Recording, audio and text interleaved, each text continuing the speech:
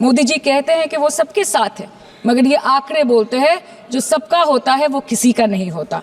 और बंगाल के साथ तो कुछ अलग ही रिश्ता है इनका।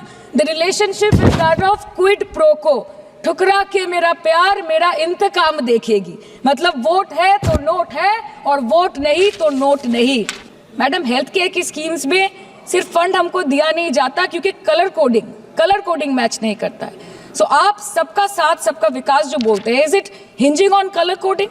आपको रंग पसंद नहीं तो आप बंगाल के लोगों को पैसा नहीं दोगे और फिर आप आके बोलते हो कि हम बंगाल में जीत क्यों नहीं पाते।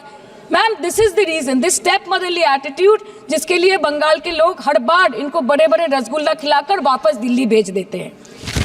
Even after making several attempts to crush our aspirations and our economy, Bengal government stands tall and true towards the commitment towards its people. Bengal में सिर्फ दीदी है तो मुमकिन है। The West Bengal government started transferring money to the bank accounts of 21 lakh people who worked for 100-day scheme without receiving any payments from the central government for Manrega. Even before Ayushman Bharat, in Bengal, Shastra Shati, a cashless scheme was launched, providing treatment cost up to 5 lakh for per person belonging to any strata of the society. आज कलकत्ता के किसी आलिशान private hospital में जहाँ पे एक अमीर आदमी की चिकित्सा होती है, वही बगल वाले बेड में एक गरीब मजदूर, एक गरीब किसान की भी ट्रीटमेंट होती है। यही है ममता बनर्जी का विकास। और आपके अमृत काल में the cost of medical treatment has been doubled in the last 5 years।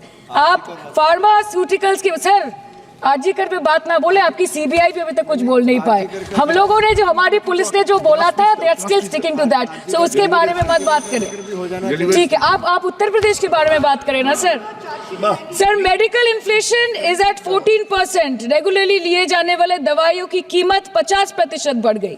आप सिविल एविएशन के लिए ग्रांट्स मांग रहे हैं। एक एक डोमेस्टिक फ्लाइट, उसकी राउंड ट्रिप की टिकट 20 से 30 हजार में बिक रही है। आम आदमी आज हवाई चप्पल पहन के हवाई जहाज नहीं चल रहा, आम आदमी हवाई चप्पल बेच के हवाई जहाज चल रहा है। You are demanding funds for education but conveniently ignoring the fact that 11 lakh children have dropped out of school according to your own data. आज भारत में सिर्फ 47.51% स्कूलों के पास कंप्यूटर की फैसिलिटीज है और उसमें 9% के पास internet connection. In law and justice, you are not been able to provide legal aid to more than 1% of the eligible population. In public enterprises, 5.1 lakh public sector jobs have disappeared in the last 10 years. Railway में करीबन 2.5 lakh post बाकी हैं और उसमें से vacancy है in critical safety categories. नए भारत में आजकल ट्रेन पटरी के ऊपर कम और पटरी के बाहर ज्यादा चलती है। मुझे दुख लगता है इस सदन में ये कहते हुए मैडम कि मैंने अपने लोकसभा क्षेत्र जादवपुर लोकसभा क्षेत्र के लिए एक बारुईपुर कोबी सुभाष मेट्रो एक्सटेंशन की मांग की थी। मुझे डिपार्टमेंट से ये चिट्ठी मिली जिसमें उन्होंने लिखा है that this project is not economically viable and this project is अनरेम्यूनरेटिव।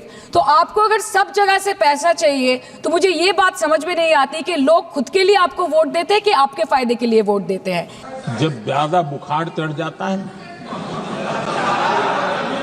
तब लोग कुछ भी बोलते हैं,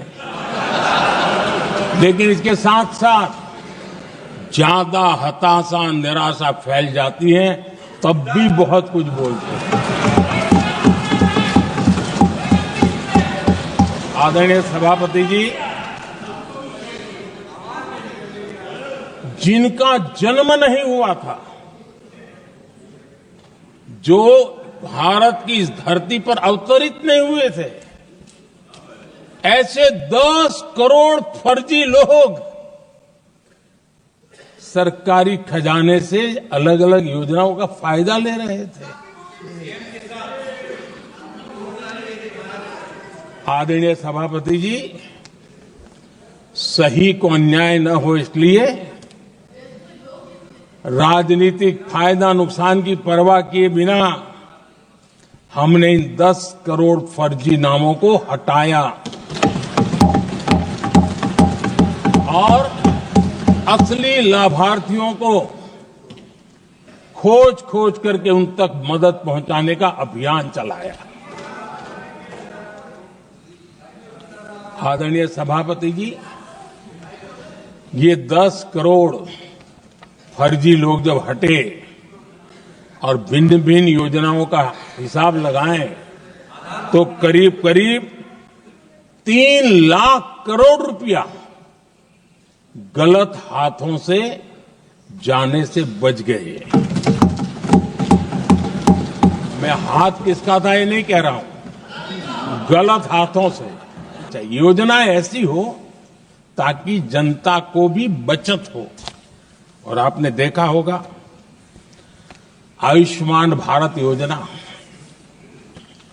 बीमारी के कारण सामान्य मानवी को जो खर्च होता था, अब तक जिन लोगों ने इसका बेनिफिट लिया है, उसी के हिसाब से मैं कहता हूं कि करीब करीब देशवासियों का आयुष्मान योजना का बेनिफिट लेते के कारण जो खर्चा उनको अपने जेब से करना पड़ता, वैसे 1,20,000 करोड़ रुपया जनता जनार्दन के बचे हैं।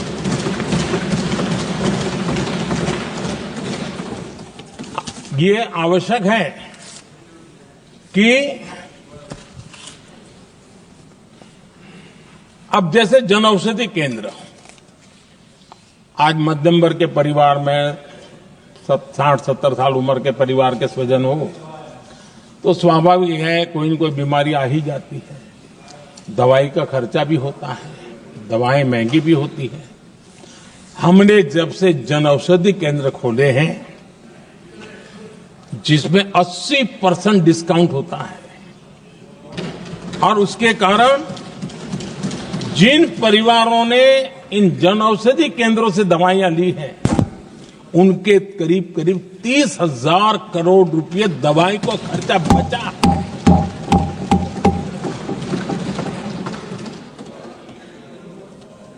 आदरणीय अध्यक्ष जी, यूनिसेफ का भी अनुमान है, उनका कहना है कि जिसके घर में स्वच्छता और टॉयलेट बना, उन्होंने इसका बड़ा सर्वे किया था, उस परिवार को करीब करीब साल भर में 70,000 रुपए की बचत हुई है। स्वच्छता अभियान कहो, टॉयलेट बनाने का काम कहो, शुद्ध जल पहुंचाने का काम करो, कितना बड़ा फायदा हमारे सामान्य परिवार को हो रहा है। आदरणीय अध्यक्ष जी, नल से जल, मैंने प्रारंभ में उसका उल्लेख किया। WHO की एक रिपोर्ट आई है। WHO का कहना है कि नल से जल शुद्ध पानी मिलने के कारण उन परिवारों में जो अन्य बीमारियों के खर्चे होते थे, औसत 40,000 रुपया परिवार का बचा है।